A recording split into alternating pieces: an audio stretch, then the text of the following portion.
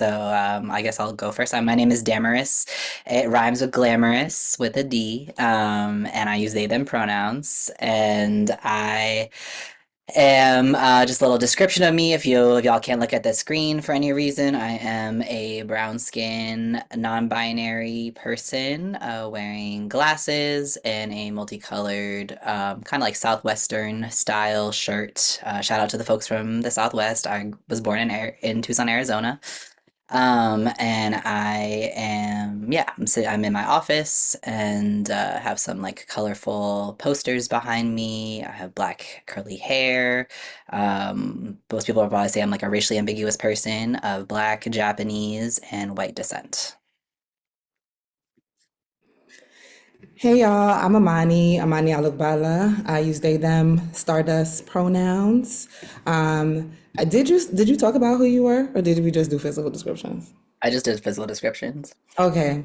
Hey y'all, I'm a brown skinned little person. I don't know, not actually like little person, but like I am 5'3", but I'm sitting down, so we're all about the same height anyway. So anyway, I don't know, I got short, afro textured hair, and I'm in a room with some lighting that could be better.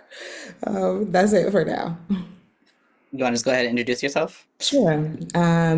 I joined the nonprofit world in my teens. Like since I was small, I really wanted to change the world. I did AmeriCorps, and then I went to work for a high-profile farm and food justice project where, after almost 15 years of seeing the bureaucracy and wanting to get to the root of social change, I found myself really burnt out and confused and very much activated to find long-term sustainable solutions. So I am currently a raptivist. I make social justice, based hip hop music. That is my purpose. I'm also a tree hugging community organizer and a radical educator from Brooklyn, New York, Lenape, unceded territory, and I'm committed to getting free in this lifetime. Hmm. Um, I um, I'm an organizer, a grassroots community organizer, abolitionist educator and facilitator, and an urban farmer. I currently live on the banks of the Mehicanatuck River, also known as the Hudson River, in Troy, New York. But I call home, many lands home, including the Sonoran Desert and as well as Western Massachusetts. Shout out to folks from the Pioneer Valley. I also have family and spent some time there. And yeah, right now I'm just deeply invested in using urban farming as a tool for abolitionist organizing.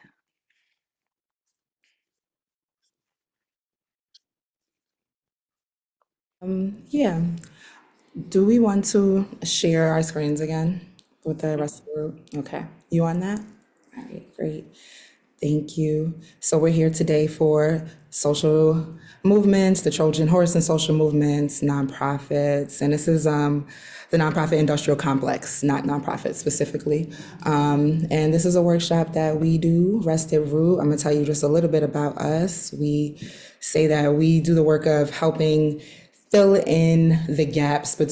folks fill in the gaps between their values and what they actually practice. We are a worker-owned cooperative of Black queer organizers, educators, and facilitators, and we do education, art, and consultation work that's about discovering what true liberation looks like, experimenting, and like beyond the next grant or the next election cycle, we want to see us all free and support each other in getting there. So we do workshops like this, social justice audits, consultation about fostering health, healing, and disability justice in the workplace, all while staying rooted in rest and grounded in the body, which is one of our greatest teachers.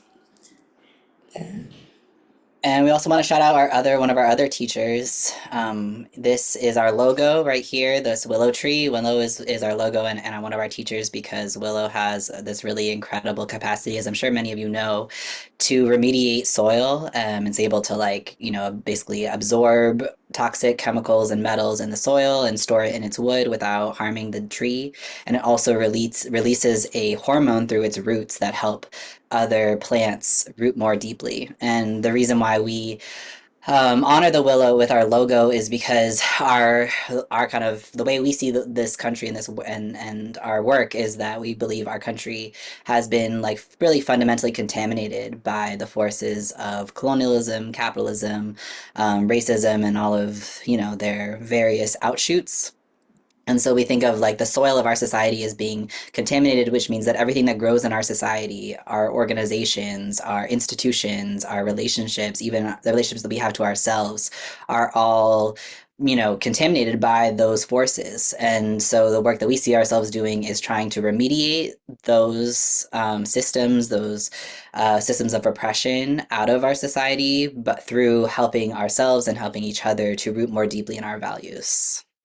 And I also want to say, like, so we're obviously going to be talking about the nonprofit industrial complex. We have a pretty strong analysis around how that fits into, what Amani loves to call the United Corporations of America. And it's okay if you have a different analysis and a different understanding of what's going on in our society or why we're at where we're at. You don't need to agree with everything that we said, I think, to just be able to understand some of this history that we're going to be sharing and some of the ideas that we're going to be sharing about how we can do more liberatory work in the nonprofit system. So we want to just talk a little bit about what we're going to do today. Um, yeah. So we did some introductions. We're going to go through some community agreements. Then we're going to do a grounding practice. I just want to say that this workshop is has been very activating for a lot of people who have gone through it in the past, especially if you find yourself in a space of like struggling in your nonprofit work, and also just naming that like it's a very tender time for a lot of us. And so just wanted to name that because we are so invested in rooting on our bodies, we also are going to be, doing grounding practices throughout this session. And also just want to encourage you to, listen to what you need. So then we'll be going into the history of the nonprofit industrial complex, kind of how it came to take the shape that it is today. Then we'll have a little bit of space for some group discussion. Then we'll talk about our strategies for how we can stay free in the NPIC, both as individuals as well as organizations.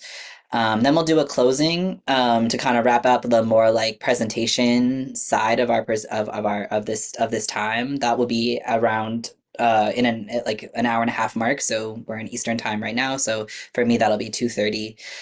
But if you want to stay, we felt like it was important to also give space for folks who wanted to be able to talk to each other about what we learned and what we're learning and what we're talking about in this session. So after our closing, we will also have a breakout group discussion time. So if you need to leave, you can, but also if you want to stay and connect with folks and process what we've been talking about, you are welcome to stay.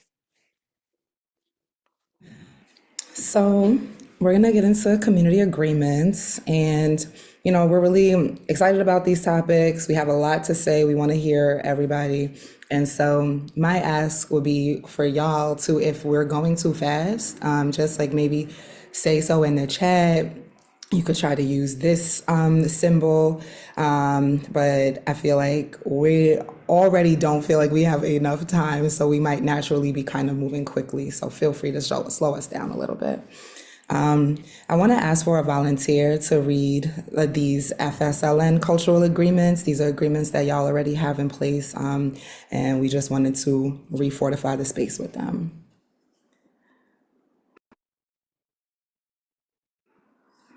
And I mean read out loud. So anybody can just come off mic, off mute, and read. It takes all of us. Honor and celebrate our collective wisdom. Together, we know a lot. We are mindful of our power, privilege, and how much space we are taking up. Next person. We take responsibility for impact regardless of intent. We give grace to one another and approach conflict with curiosity. We challenge assumptions, respect our differences, and speak from our own experience. We honor confidentiality, lessons leave, stories stay. We take care of our own physical, mental, and emotional needs. We meet each other where we are. Showing up is enough, and listening is participating.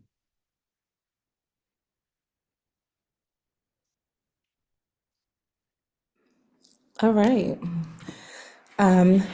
Those are all powerful things. Thank you so much, y'all, for just joining in. That's how we get the work done together. If can we get some kind of either verbal or physical consent or emoji consent to those agreements? And if there's any pushback or edits or questions, can folks feel brave enough to say them now? Okay, cool. Well, consent is ongoing, so if that changes, let us know if something came up for you. We have a couple of agreements that we bring to spaces as well, and a few of these are like plus ones from the previous. I feel like take care of your needs, ask for clarifications. I feel like those are reflected in the FLSN agreements, but some other ones might be both and holding space for different ideas. Multiple things can be true. Ragged thoughts, like your thought does not have to be perfection. Perfectionism is a symptom and a requirement of white supremacist culture. Things can be messy, you can be figuring it out. And body over mind. So again, remembering to take care of your needs, and also listen to what is coming up for you. Like, a lot of times we get really intellectual about this stuff, but what's going on in our bodies? What else might we be missing? And how are we digesting and integrating these things? Does anyone have anything that they have any questions about or they want to add to these agreements? Okay. Yeah, say what you resonate with, say what you vibe with, say what you're working on. Please chat it up in the chat. Thank you for sharing that, Susan. All right, with that, I think we are safe to move forward. All right. So now we're gonna get into a 5-minute grounding practice with these beautiful autumn trees. And I'm going to offer us some guidance to move through, just to arrive in our bodies and in this moment. And if you have your own practices for grounding yourself, arriving, being present, really feel free to spend the next 5 minutes doing that. So we'll come back at like 1:24 or 24 after the hour. But yeah, if you want to join me, I just want to invite you, if it's comfortable, to put both feet on the ground. If you want to lie down, you're welcome to. If you want to close your eyes, that's also welcome, but not at all necessary or required. We can be present doing anything. But we'll just take a few deep breaths together, breathing in through the nose, if that's comfortable. Holding the breath at the top and then exhaling through the mouth. We'll do that a couple more times, breathing in through the nose. Holding the breath, exhaling through the mouth. Breathing in through the nose. Holding the breath, feeling that pressure, and exhaling with some type of sound.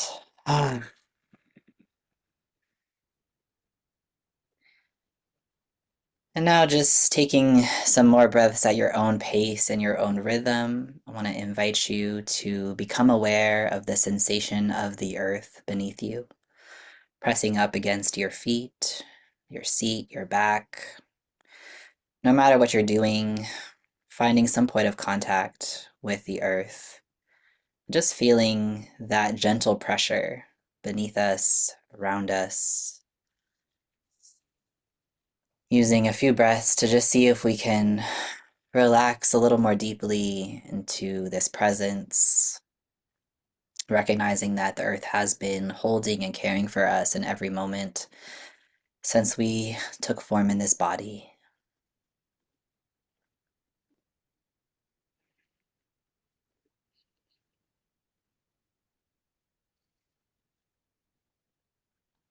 You might want to call into the space your plant doppelganger or friend or ancestors.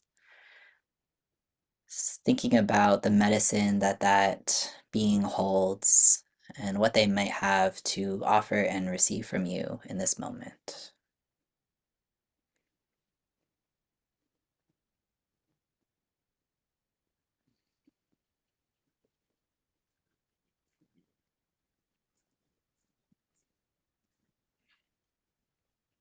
Calling in rose, nasturtium, white oak, bergamot, golden beet, blackberry, lavender,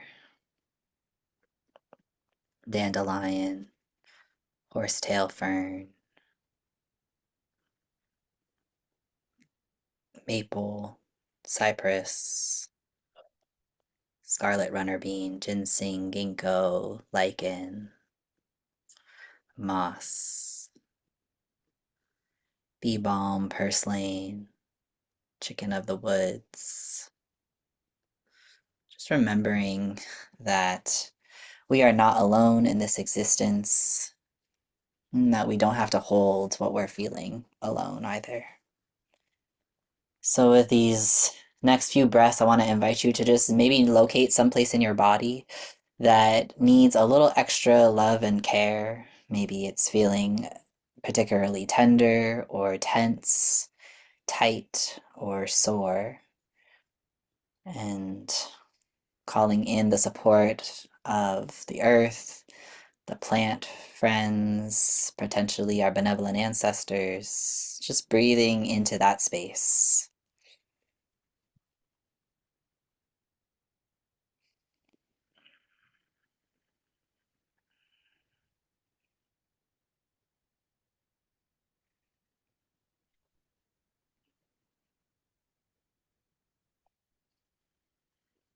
I'm not trying to change it, but noticing if inviting the breath into that space with intention brings any shifts or changes. Now, I want to invite you to locate someplace in your body that is feeling eased, that might be feeling relaxed, loose, grateful. Again, bringing in the breath into that space, filling our lungs with this ease, and offering it back out to the earth, to the ancestors and descendants of this land that we are on right now, to our plant allies and comrades, to our benevolent ancestors and our courageous descendants.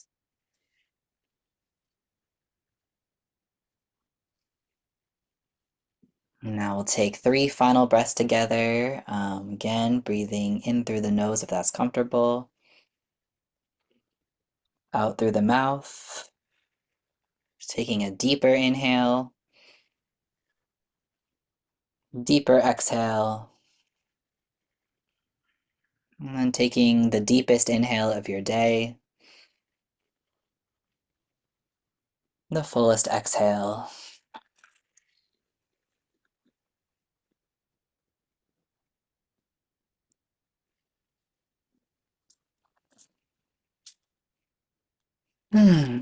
Now just inviting you back to this circle, back to this space on your own time. Again, maybe checking in if this grounding has revealed anything that you need right now. And like we say, body over mind. So if the body is calling for something, please attend to it. And if you could just give me an emoji or some indication that you're back so I can continue.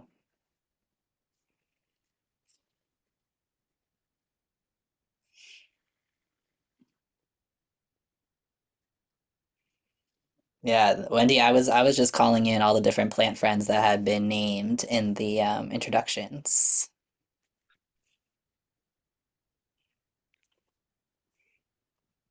But I definitely want to save the chat for that. All right. So we're gonna start transitioning into a bit of a story time.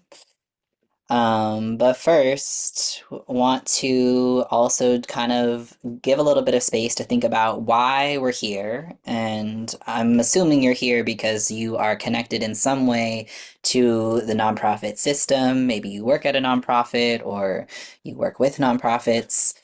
So, so yeah, I want to invite you to say in the chat, or just reflect to yourself what brought you to the work that you're doing and what keeps you going in that work.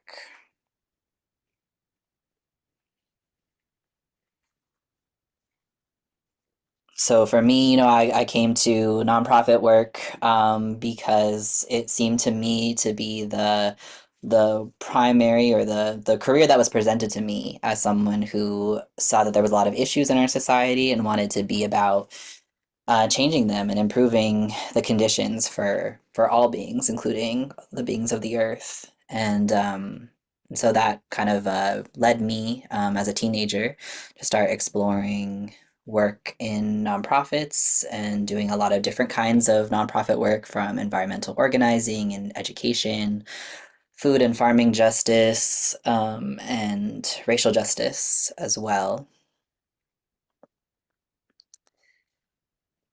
And what kept me going in the work was the community and the relationships that I made. So, curious if anyone else wants to share in the chat or um, what brought you to nonprofit work.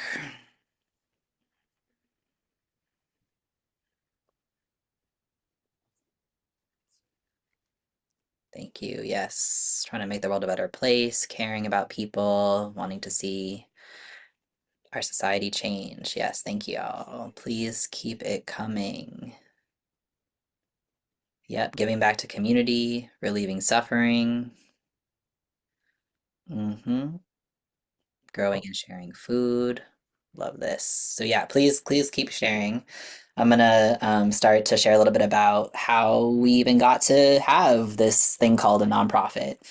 Um, so basically, like y'all have all been speaking to around having this care for community and wanting to support people in your community, that inclination, that desire has existed for generations. Humans have always been about the business of supporting other people and also other beings around them. And so, in the 1800s, and before, there was a lot of informal grassroots networks of what we might call today mutual aid, right? So a lot of folks were really trying to support other people who might have been in their town or their city or their specific like religious or cultural group, in making sure that people had what they needed to survive. So, whether that was food, education, medicine, healthcare, childcare, people were organizing within their communities to try to make sure that the people who were really struggling were getting by. Um, but what we also had, of course, in the 1800s is a real escalation of the capitalist industrialization, right? So we see in the 1800s the income inequality really balloon, in intense ways. And so what we had was like, all these people who are working in industry now, and then we have this increasingly visible small group of people who are really benefiting and profiting off of this industry. And up until that point, there wasn't actually any income tax. There was like sales tax and there was land tax, and then there was like estate taxes, but people weren't being taxed on the actual income that they were making. And so, as the course of the 1800s, there was a lot of organizing, abolitionist organizing and union organizing that was happening. People were starting to get frustrated that there was these small group of people who were making, billions of dollars in today's currency, and who weren't being taxed on it. And so we had these like, so in the late 1800s, people started to talk about, okay, maybe there should be this thing, maybe there should be a type of income tax. And so I don't think it's any surprising that in the early 1900s, when you start to see the first quote unquote philanthropic foundations be formed. There had been, I guess, educational foundations before that, but what you have is you see all these robber barons who create the first foundations as we know it. So the first one was actually created by this person named Margaret Russell Sage. She was the wife of a robber baron named Russell Sage. And that one just like really blows my mind. For anyone who, for my Troy folks, y'all will understand why, because I live like a couple miles away from the Russell Sage campus. So Margaret Russell Sage was in this area. This foundation was started in the area where I currently live, with her fortune of about $80 million, which is equivalent of about $4 billion in today's currency.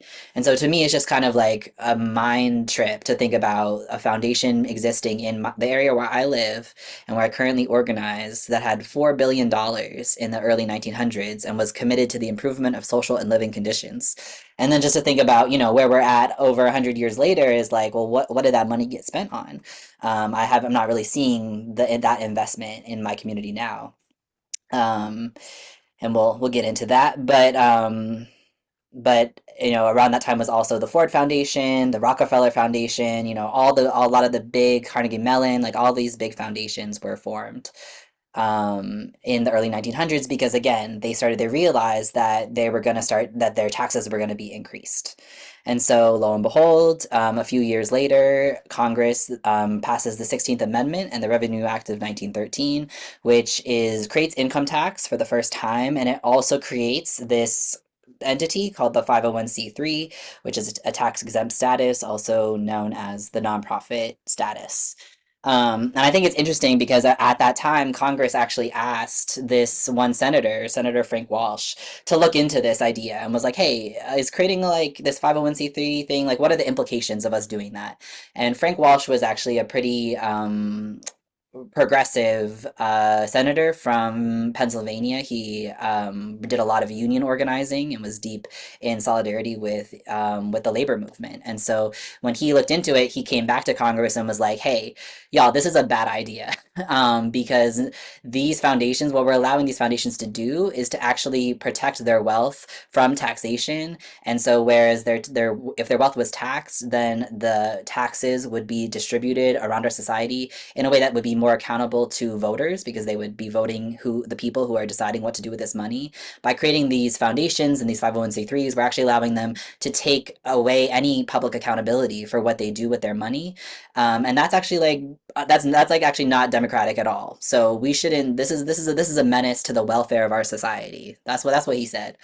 But I don't think it will surprise most of us that Congress like received that report and was like, oh, okay, so this new policy is going to help wealthy people protect their wealth and give them control over what they do with their wealth. Yeah, we should absolutely keep this going. And so from then on is when we really have the first rise of the nonprofit system as we understand it. And over the course of the 1900s, there were various other laws that were passed. Most of them were about basically like further regulating what nonprofits can do and what they can't do, and specifically saying that nonprofits, can't do anything to disseminate controversial or partisan propaganda. They can't participate or intervene in any political campaign on the behalf of any candidate for elective public office. So basically saying like, nonprofits have to stay out of politics, essentially, in a direct way. And in 1969, you also have some more regulations that are passed, right, that are around requiring nonprofits to spend 5% of their interest income, right? So most foundations have endowments. They invest those endowments. They make money every year from those investments. In the 60s, they were like, okay, you have to spend at least 5% of the money that you're making off of your endowment. Not actually like spend off the principal, just off your income. And again, more regulations around what nonprofits can do and what they can't do.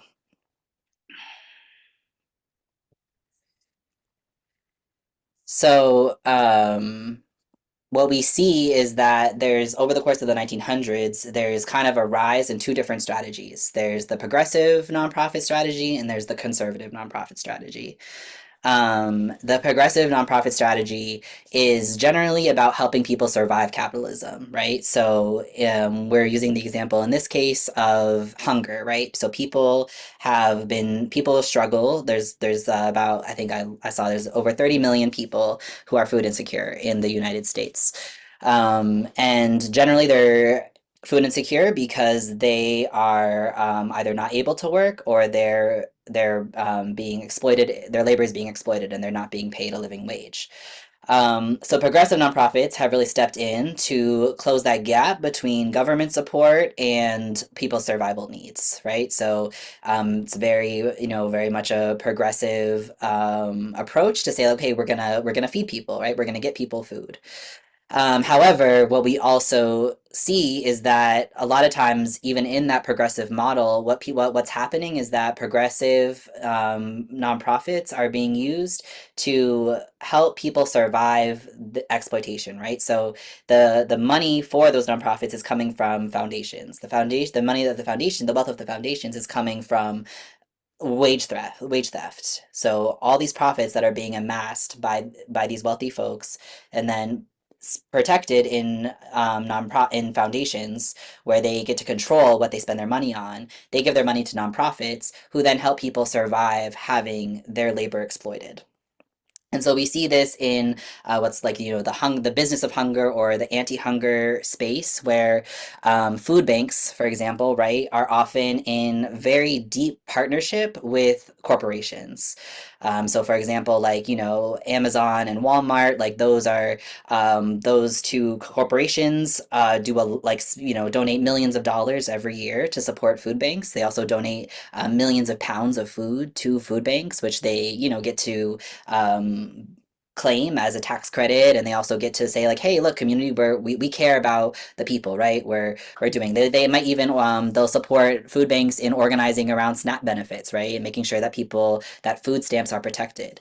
At the same time, Amazon and Walmart in many states are both the biggest recipients of SNAP sales and as well as the biggest employers of SNAP recipients, right? So they're able to use these nonprofits to do something that sounds really good. We're going to make sure that hungry people have food, but so they're feeding the need, as some folks say, rather than shortening the line.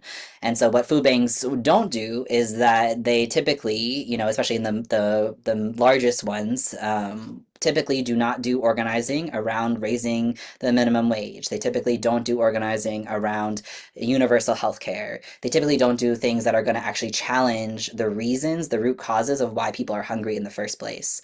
Um, and so there's this one scholar named Andrew Fisher. He wrote a book called Big Hunger, and kind of like lays out why corporations and nonprofits work closely together to basically keep people from getting to a point where they feel like they have nothing left to lose and are actually going to rise up against the exploitive capitalist system.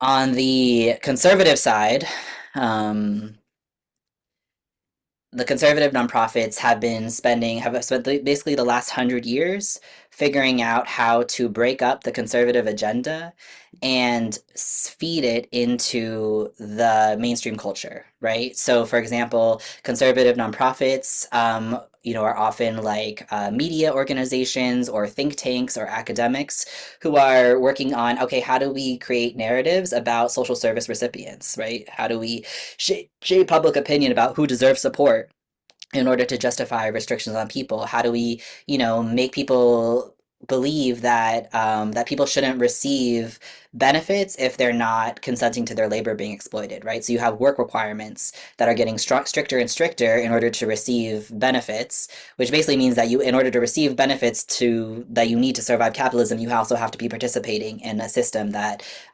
exploits your labor.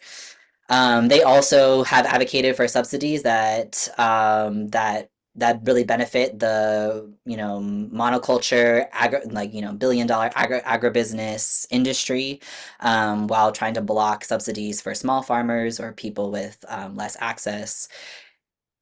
Yeah, and so we like even up to the point where like on a even bigger scale, like there's foundations like the Heritage Foundation, right?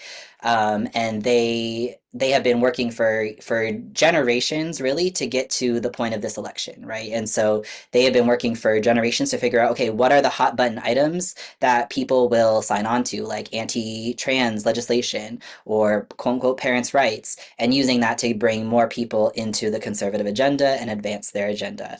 I learned recently that the CEO or the ED, I guess, of the Heritage Foundation is the one who provided all of the lists of the Supreme Court justices that Trump appointed. So he gave him this list, which technically is allowed because he wasn't saying like he wasn't impacting a specific campaign. He wasn't doing lobbying, but he was like, hey, here's a list of justices that you should consider, and all of the justices that Trump appointed came off of that list. And I just want to also underscore just how much wealth we are talking about when we're talking about foundations, right? So in 2023, this number is actually outdated. It's gone up. Foundations had $1.25 trillion in assets, right? They distributed $90 billion. And so $90 billion is a huge amount of money. Not saying it's not, but it's 6.7% of the assets that are being held and hoarded.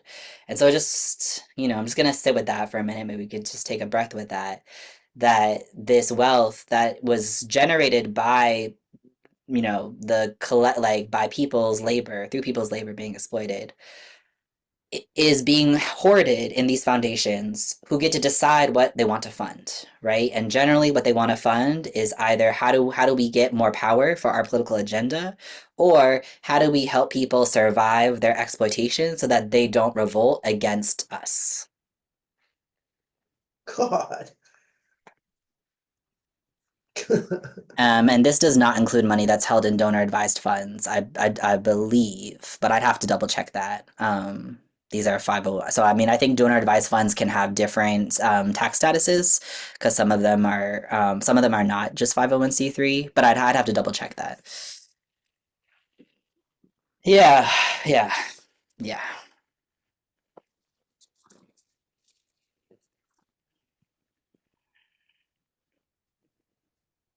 Okay, reminding people to be with their breath. Some of this is new, some of this is old, some of this is tired. Um, but the people's power is a constantly renewable resource. And so we're going to talk a little bit about what this whole system is trying to do. What are they trying to repress?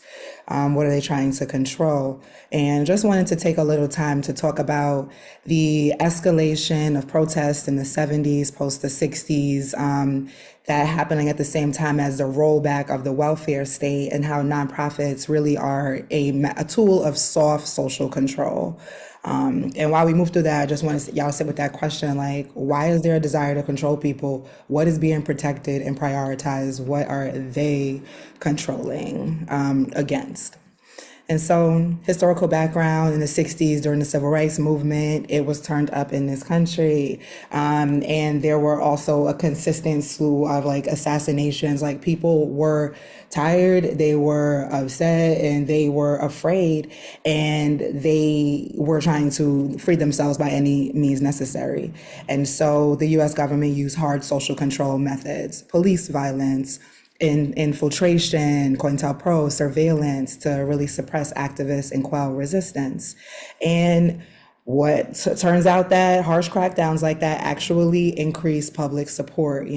People seeing folks being just brutalized while protesting peacefully turned folks more towards these social causes. And so they realized, like, okay, we're not going to be able to really do this direct suppression. And we kind of see a shift to indirect management, a pivot to controlling movements indirectly and using nonprofits and foundation funding to really channel energy away from more radical change and towards more acceptable goals, and really legitimize specific types of activism and villainize others.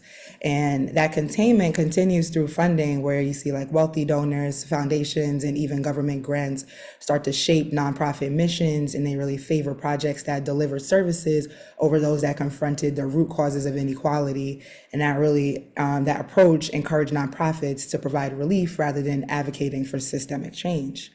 But there's a lot of this like that's caught up in the social control piece. It happened at the same time as we see the rollback of the welfare state, and like we see cuts to welfare and social services, and nonprofits really beginning to fill that gap. But like I said, rather than really addressing systemic issues, nonprofits have to focus on deliverables, but not really the root causes. And that keeps people in these cycles of survival without the means to really challenge the conditions that are causing poverty and inequity in the first place.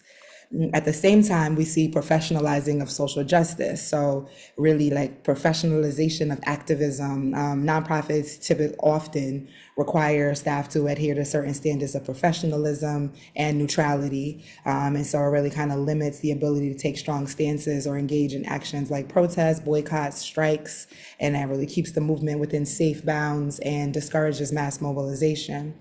And with activism being a career path, it often requires degrees and specific skills to meet funder expectations. And that really restricts who is allowed to participate in social justice. A lot of times folks who enter this career path might find themselves pressured to really prioritize stability and funding over radical change. I want to say more about this, but I want to be mindful of time. So I'm going to move on to specialization. I'm still on my slide. Thank you.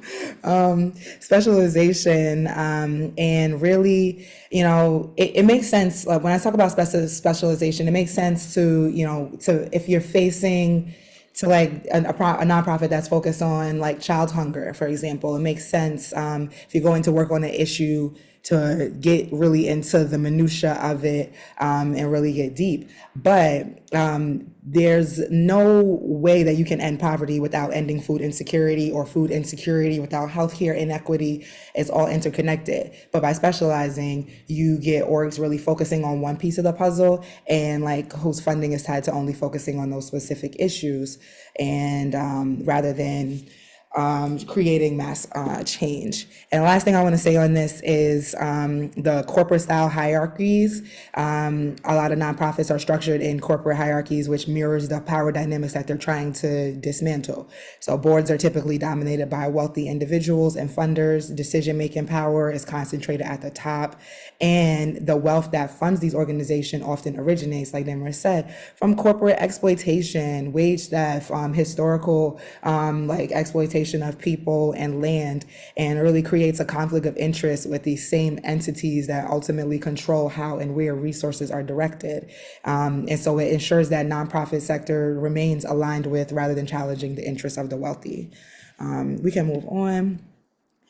So like together, all of these characteristics make nonprofits like a Trojan horse in social movements. If folks aren't familiar with that story, it's like historically folks snuck in on the Trojan horse. They thought it was a gift. It turns out it was a weapon. And so these characteristics, like it makes the nonprofit system, it seems to advance justice by offering immediate relief, but it often serves to maintain the status quo by diverting attention away from systemic change. And it diverts the work away from the people, really like kind of outsourcing change, making it harder to achieve true liberation. I felt like, I wanted to say some more about, this horse analogy. We have at the very bottom folks like many of the folks who are on this call today, staff, program officers, who are typically not very far off income wise from recipients or folks who are receiving funds. They're on the ground with the people, seeing the issues, trying to make a direct change, and being completely overwhelmed with the constant onslaught of oppression and interlapping forces of oppression. Then you have the board of directors, usually very separate from the people, usually aligned with the executive directors and managing directors. And then above that, we have foundations, governments, businesses, wealthy individuals who are sourcing and directing. And then you have the folks who are playing it out, and it trickles down to the folks who are receiving the services and who are providing. And then on the outside of this horse are community groups, people who are doing grassroots work, work that is like not respectable enough to be inside of a 9 to 5 workspace or something like that. And we have this quote here from Insight. Someone dropped the book, The Revolution Will Not Be Funded, which came out of that dope collective of Black feminist thinkers. But this quote here says, the nonprofit industrial complex refers to a system of relationships between the state and or local and federal governments, owning classes, foundations, and nonprofits and social justice organizations. And so all of these different things come together to create an industrial complex. It basically means something that exists to keep itself going, rather than to be dismantled or transformed.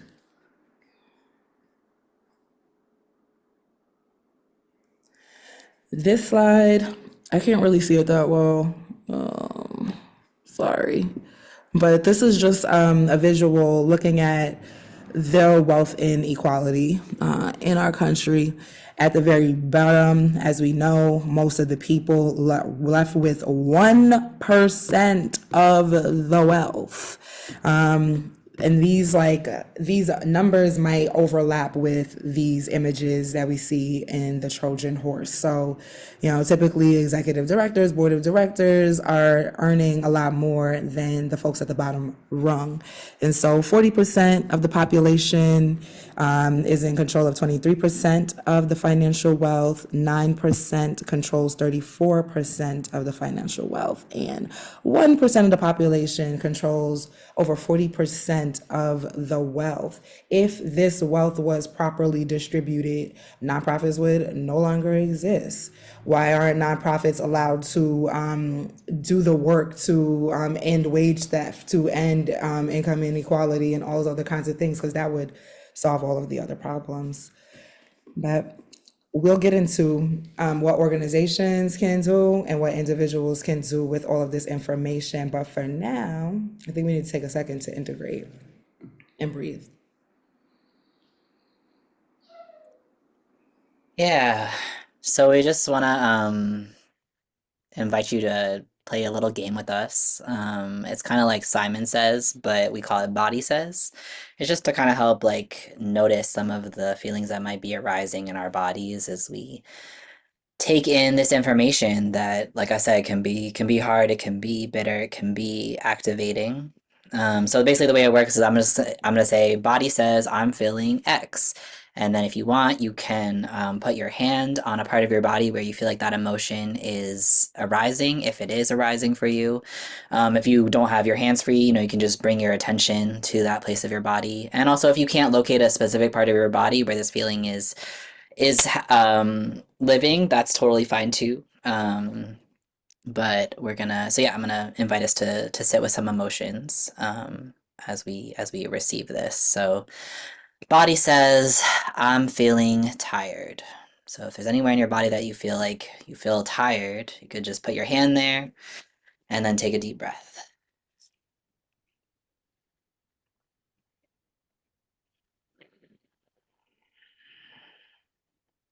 Body says, I'm feeling angry. Putting your hands or attention, taking a deep breath into that space.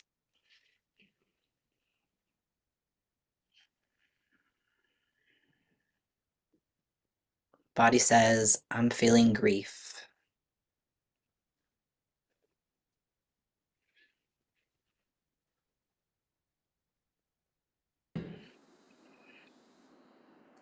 Body says, I'm feeling determined.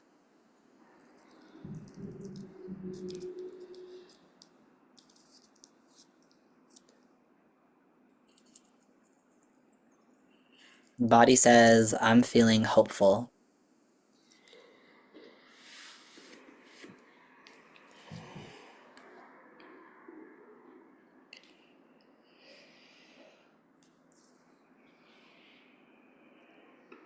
Body says, I'm feeling sad.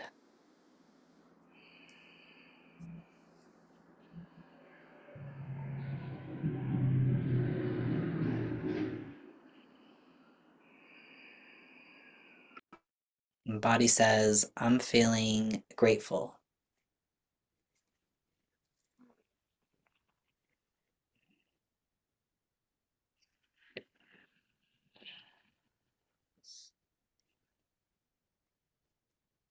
Body says, I'm feeling present.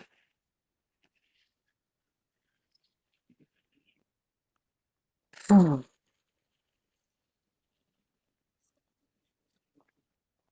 So, like Amani was just also modeling if you need to move your body, if you want to shake it off a little bit.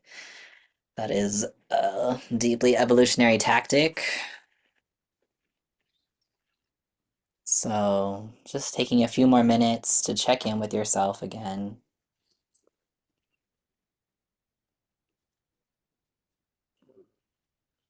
Mhm, mhm. Taking notice of where this information might be landing, what it might bringing up for you, and most importantly, what do you need in this moment to hold yourself?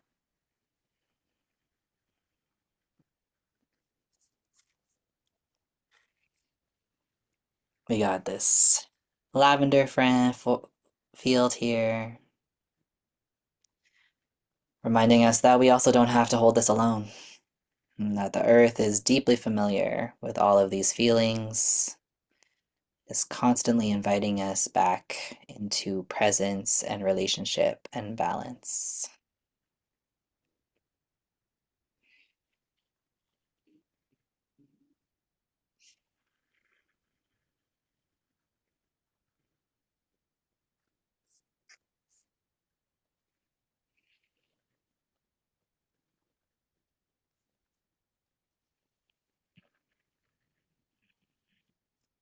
All right. Y'all still with us?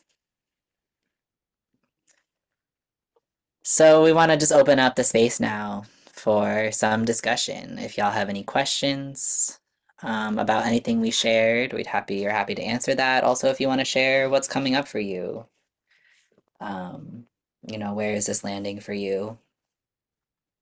We would love to hear that as well.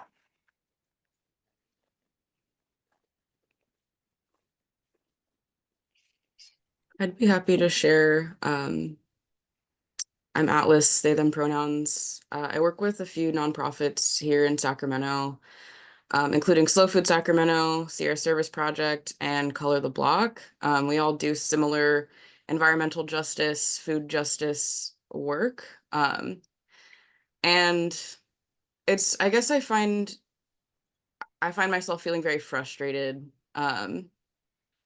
because before I even started working with nonprofits, I was well aware of the nonprofit industrial complex. And I did a lot of grassroots organizing back in Baltimore before I moved here to Sacramento. And there was this constant struggle of burnout and not having access to the resources needed to sustain these movements, which is ultimately one of the reasons why I started working with nonprofits, because being a 501c3 gave us access to funding, knowing full well that the funding we were receiving um, largely dictated the work that we were actually able to do and put so many restrictions on the work we were able to do. And so it's frustrating to be aware of the system and still participate in it and not really know how to free ourselves from it. And the same burnout that I was experiencing when I was doing more grassroots organizing, I still experience now. Like, I'm still living paycheck to paycheck. My role is fully grant funded. And when the grant funding runs out, I have no idea what I'm going to do. And that's actually something that I'm dealing with right now with all of the nonprofits I work with. We're all running out of grant funding to fund my role. So that is really one of the frustrations that I've been carrying with me recently. So thank you for listening. Mm. Thank you for sharing. I think many of us can relate to that experience.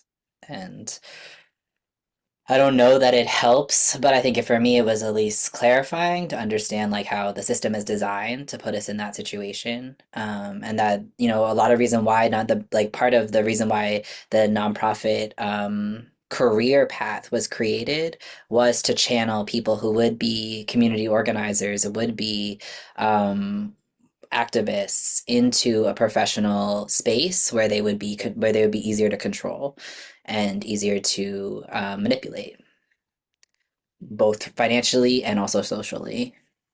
So you're definitely not alone in that frustration, and we will get into, some ideas that we have at least about how we've been trying to get free and stay free.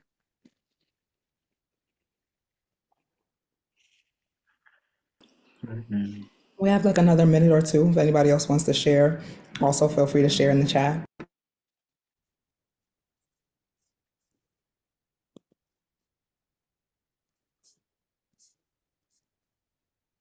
We have more than a minute or two. Oh, really? Yeah. Um,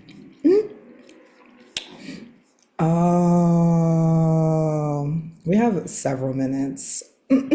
I'll chime in. I think something that I'm just wrestling with is that tension of like also knowing that the nonprofit sector is like 10% of jobs in the economy and how many of us depend on our livelihood. Like Atlas was saying, it's like a trap because I both feel so responsible to raise the funds to support a team and to keep those positions going, but then also knowing that that's just like perpetuating the system. So it very much feels like a double bind. And so I just looked it up. It's like 13 million jobs in the nonprofit sector in the US.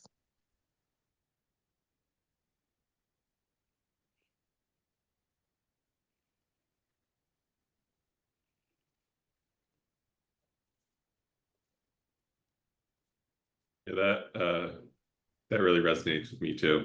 My name's Gilad Marone, he, him pronouns. I've been doing a lot of work recently trying to partner with the city and some large nonprofits to coordinate social services, make it easier to get access to a lot of things in one place.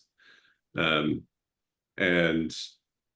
while we can definitely have an impact and reduce harm and suffering and support a lot of people in surviving, it's just very clear that we're moving around pieces trying to solve something, and like we're solving for the wrong equation entirely.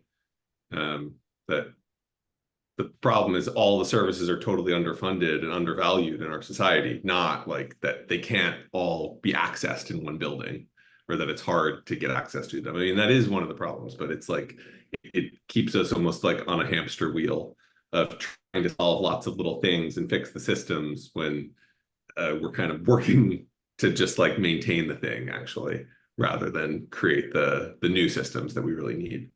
And a lot of what you were just saying really brought that up for me again now, thinking about all of this stuff. Thank you.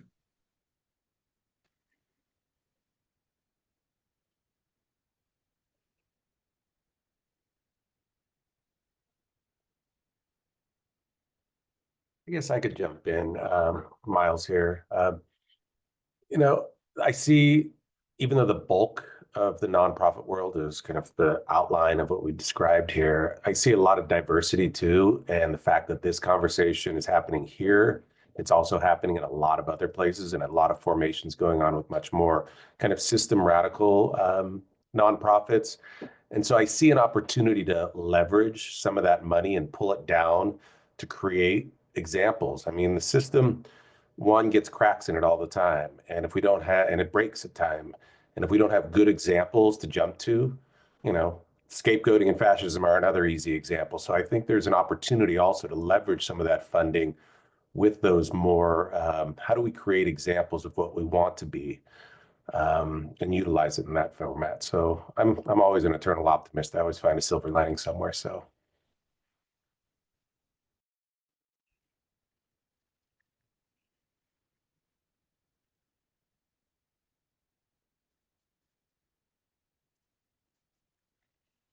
I appreciate that. I'm also an eternal optimist. And also, yeah, we'll get into talking about some of the experiments that are happening around how can we leverage the system rather than be leveraged by it, you know? Someone also had private messaged me this comment, asking me to share it anonymously, saying that they feel the struggle of getting white folks and white-led organizations to step back so BIPOC leaders and communities can be centered and elevated. I think that's also speaking to the Trojan horse kind of like power dynamic, right? And how it's like in the nonprofit MPIC, like everyone is accountable to the people above them, but very rarely are the people are accountable to the people who have less power in the system. And so we see that a lot, right? Like the people who are leading, who are on the boards of foundations, EDs, directors, are generally not the people who have lived experience of the issues that that nonprofit is working on.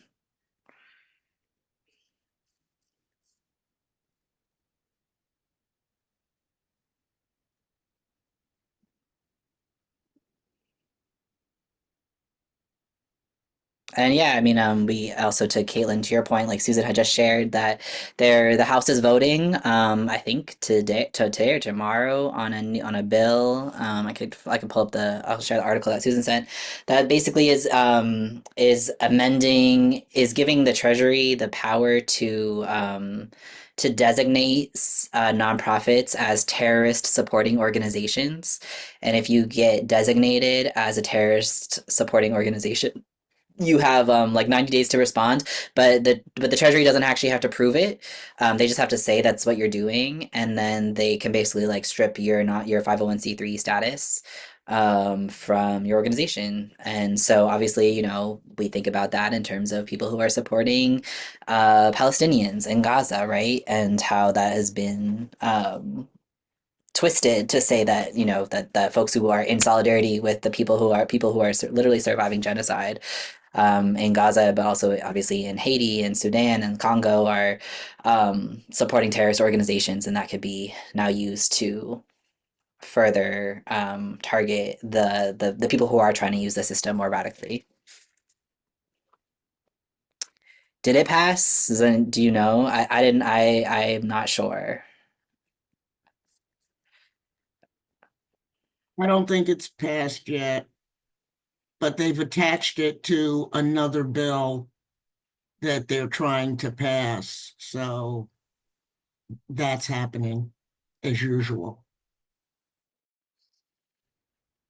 It passed in the House originally, but it was killed in the Senate. And they're, like I said, bringing it back again now as an attachment to another bill, just to clarify. Yeah, thank you for that.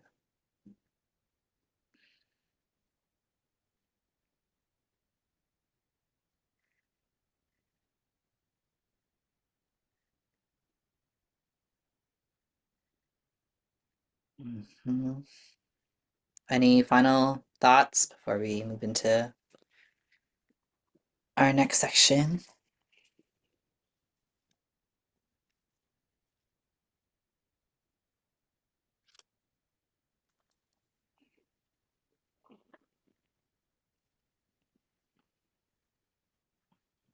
hmm Yeah, Raven, I appreciate what you're saying. Raven says, I'm thinking about the nuance of the challenge of keeping a system running that many folks, including us, currently rely on for like jobs, food assistance, etc., while also trying to build a new system. It's double the work, which is additionally challenging in an already under-resourced field.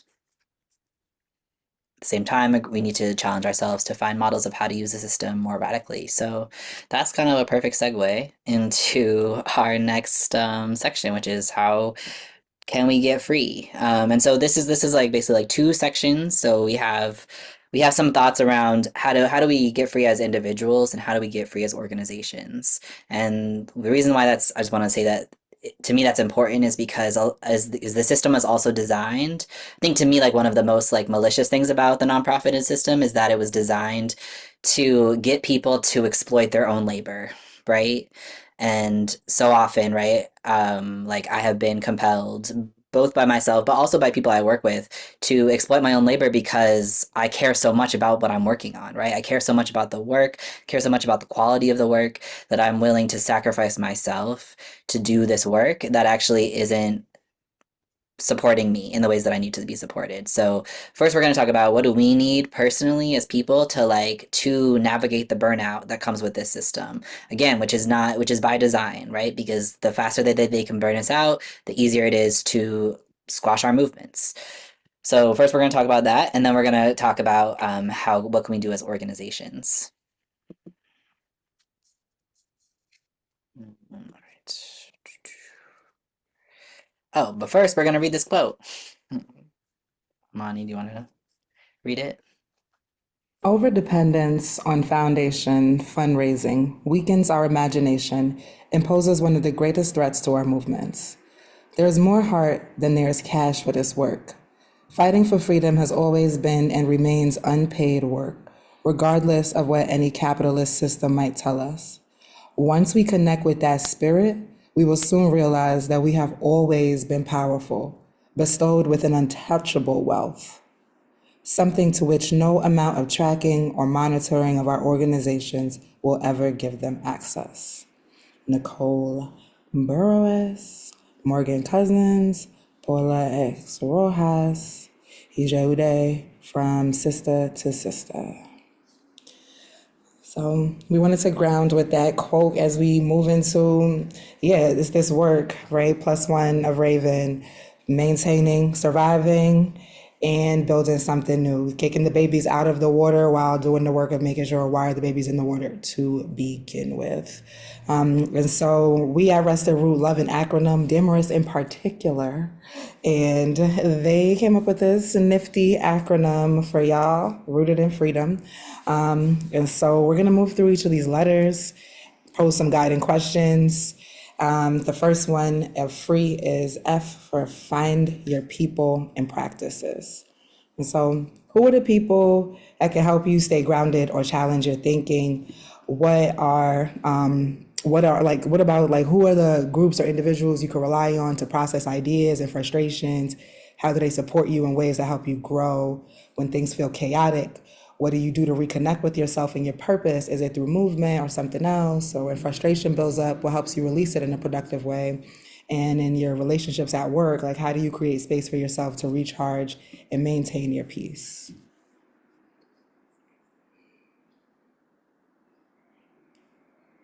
Okay. I actually wanted to change this one, but it's all right. So the next one is realistic expectations. Also could be like redefining our expectations. So for me, this is important because I came into nonprofit work with this expectation that it was going to be my organizing home, that it was going to be a place where I could not just have a job, but could also like really practice my vocation, right? As an organizer, as an educator, as an abolitionist. And what I came to realize was that actually that was a very toxic expectation for me to be holding because it meant that I was wanting this job to actually be more than a job. I was wanting it to be like what I would call like my vocation or to be a movement home. And there are maybe there are some organizations where we can where that balance can be had, but for me it was important to really get more clear about what are my expectations of this job, what am I trying to get from this job, what am I expecting this organization to be able to do. So really getting clear about how is the nonprofit industrial complex showing up in our organization. Remember, going back to the beginning, we think that like our society, the soil of our society, is contaminated with all of these forces. So all of the organizations that we create, no matter how radical they are in ideals, are going to have some of these signs or symptoms within them. So my question is like how are they showing up in the organization, and also how is the organization demonstrating its capacity to change? Where has there been resistance to change? Trying to locate like, okay, what does my organization actually have capacity to do and be for me, and what does it not have capacity to be for me? And yeah. And then from there, thinking about, okay, what are my boundaries? And getting really, really specific about that.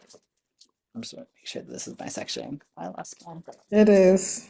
Okay, good. All right, so kind of like Amani was saying, like in terms of finding your people and your practices to process. I also feel like it's important to name that I feel like there's over processing is a thing. It's possible to over process, and so I realized that like a lot of times in my when I was working in nonprofits, I was giving them a lot more of my time outside of my paid time because I was thinking about it or I was talking about it. And so, or I was actually doing work that I wasn't getting paid for. So thinking about, okay, how often am I working outside of like my job description and also my paid hours, and also thinking about working not just being like literal work, but also all of the emotional labor that you might be doing, all of the intellectual labor that you might be doing, giving your energy as a form of work. So then thinking about, wait, what boundaries do I need to be more present during and outside of work? I had to learn how to say, actually, no, I can't do that because I've already worked all of my hours this week. Or I can do that, but it means I'm not going to be able to do this other thing. And then also sometimes I had to build up the muscle of like realizing, oh, like I'm not at work right now, but I'm thinking about work right now. So I need to like, use my breath, maybe put on a song and dance, go for a walk, like find out what would help me to like discharge what I needed to let go of so that I wasn't giving all of this extra time and energy to this work. Exploring other ways to do the work. So a lot of times us folks who work at nonprofits, like I said, I started my nonprofit journey as a teenager, and that's where I was until my early 30s. I'm in my mid 30s now. And yeah, I feel like us who join nonprofits were like I can do all of my social justice work right in here. And sometimes it can be really heartbreaking when we find out our job is not our political home or our organizing home. And so with this question, I really am curious. I was at a party a couple weeks ago and I was asking folks like, what work would you do for free? And I realized like that everybody else answered, they had beautiful answers, and I realized I would do what I'm doing right now, but the question was like, are is everyone free? Because if everyone is free, man, I'm running around naked, I'm painting, I am eating fruit all day. But if we're not all free, then I'm still doing this liberation work, but it takes different forms. So I'm in my job and I'm with my grassroots organizing group and I'm with my art, because none of these spaces can like be everything that I want, except for like my own space, but I can't do as much as I want to do by myself. And so I have to compromise and make it work and find a place. I feel like me and Damaris, we have a pretty radical, safe, experimentative, organizing home, and it's really fulfilling. But when we used to work for a nonprofit, we really didn't have that space to get all of those parts of us energized and fed and watered. And so, just some questions I have for y'all are like, what are there areas of your activism you feel called to explore but haven't yet? What movements do you want to tap into differently or more deeply? What liberation work would you do for free? And just taking some time to really reflect on what work feels most aligned with your values and your passions. And when you're driven by purpose rather than external rewards, like what does that look like and feel for you? And also, like, not just what movements you want to engage in, but like what would it look like to integrate rest and joy and care into your activism in ways that feel generative rather than draining, and what practices like mutual aid or creative expression could be incorporated into your day to day to keep you energized and aligned with your values. Yeah. So just to go back over it. So find your peoples and practices. So that's both to like build power in your organization if you're trying to challenge your organization to change, but also just to have the people and practices that are going to help you to stay grounded and stay rested while you're doing this work. Then are redefine or get realistic about your expectations. So get really clear. What do you need from your job, from this job? What do you need from the like what is the work that you actually need to do or that you want to do? And is it and is and sit with the question of like, maybe the liberatory work that I want to do in the world isn't actually possible within the not within my nonprofit job. And so then how do I have really clear boundaries? How do I enforce my boundaries so that I'm not giving all of my energy to this job, And then also, how do I explore other ways to do the work? One of the best things I feel like I decided to do was when I was working at a nonprofit that I was feeling, again, even though this profit claimed to be very radical, I was feeling like it was actually not in alignment. There was a lot of resistance to change that I was calling for, and so I started to organize with a local grassroots group on the side, and that actually became my organizing home. That met my needs in terms of the work that I'm trying to do politically and liberate in my, again, what I would call as more of my vocation. While then also getting a lot more strict about what I was willing to do for the organization and what I wasn't willing to do for the organization. So this is our individual, and now moving into our organizational strategies. So find the gaps between your values and your practices. I feel like this one is like simple, but not simple at all. Because, oh, that's me. Sorry. Um, yep. But I really want to know what you was gonna say. All right. I Yep. can, but go ahead. I'll All go. right, hold it, add it Yeah. on the top. Hmm.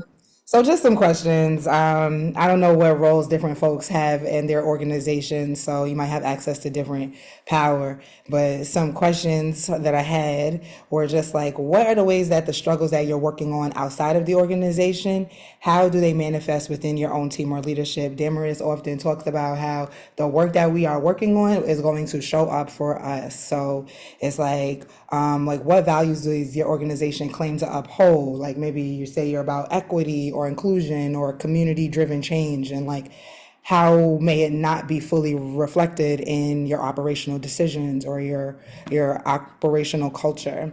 And just like, are there like any other hierarchies or power balances within your team that may hinder the collective work you're trying to do externally? Again, I feel like that whole part about who is at the top of that Trojan horse is so important, because it's like, who are we accountable to? We're accountable to funders, donors, and all those things.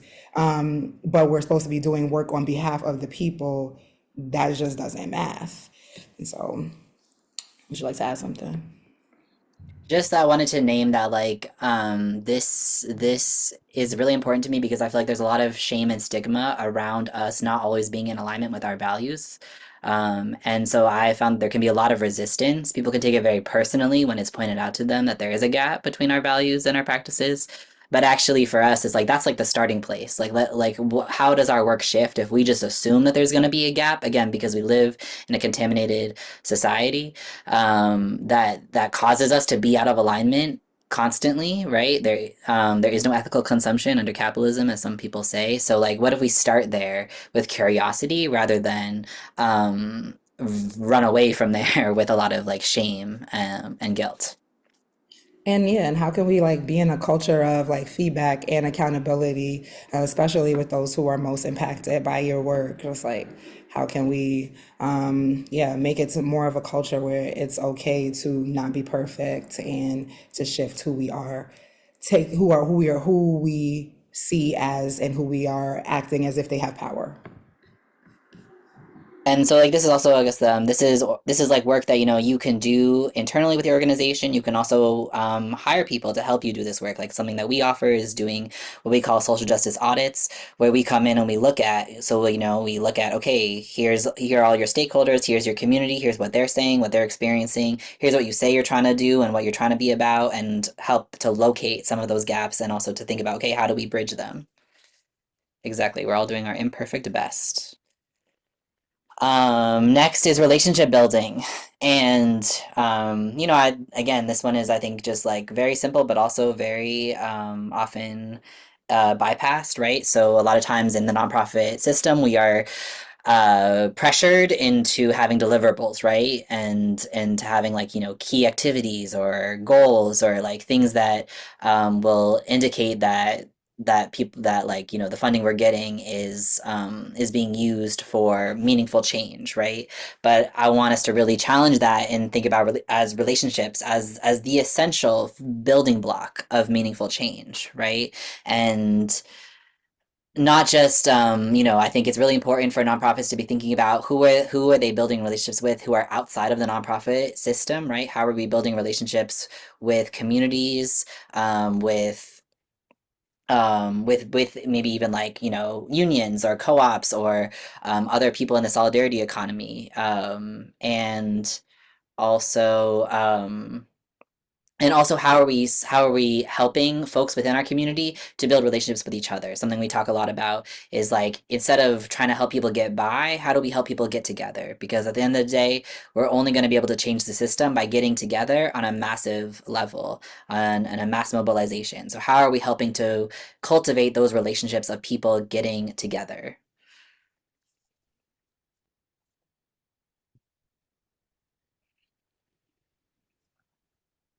Then Amani was starting to speak to this too. How do we embrace accountability, right? So thinking about how are we setting up accountability practices and organization that the people with the most power are accountable to the people with the least power.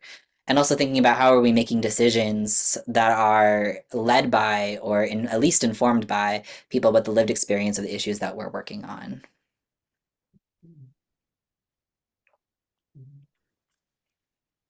So we're running up towards the end of time. I just want to name that we do have a brief closing after we get through these letters and a space for folks to talk about and strategize about how to implement these things.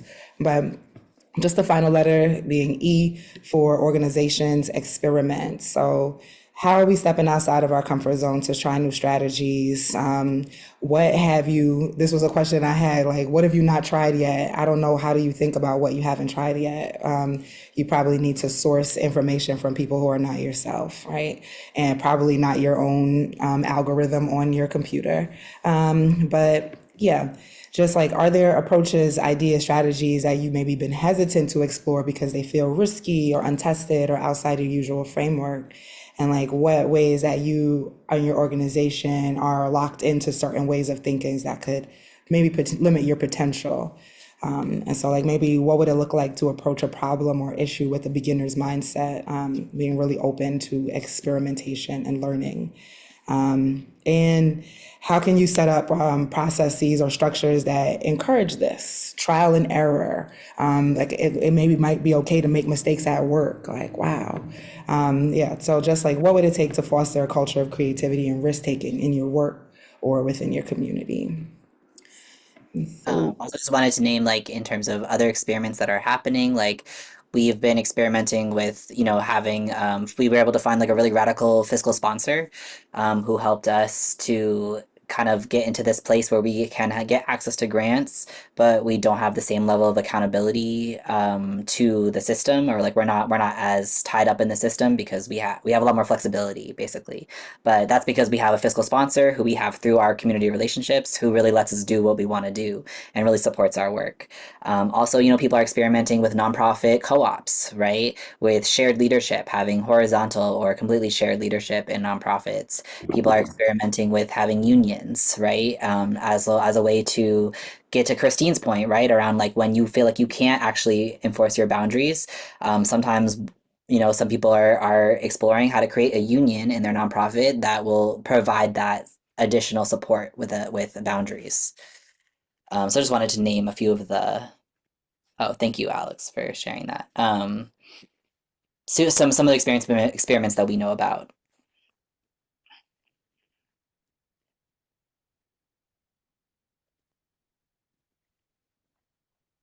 So we are at the end of the kind of like, presentation time. And so wanted to leave y'all with these questions of like, what is like one of these free principles that you feel like you would like to deepen in your life? What feels like, the easiest to start with, or what feels like a long-term goal. For me, I feel like, one of my long-term goals was to like learn how to be a little more mediocre at my nonprofit job, because I just have like such high internal standards. But then I had to realize that like there's people who've been working in nonprofits for decades because they're actually just like not doing the most like I typically do. And so I started to just actually be worse at my job, still do what I needed to do, but actually just be worse, which was really hard for me. But it gave me more capacity to actually do the work that I wanted to do.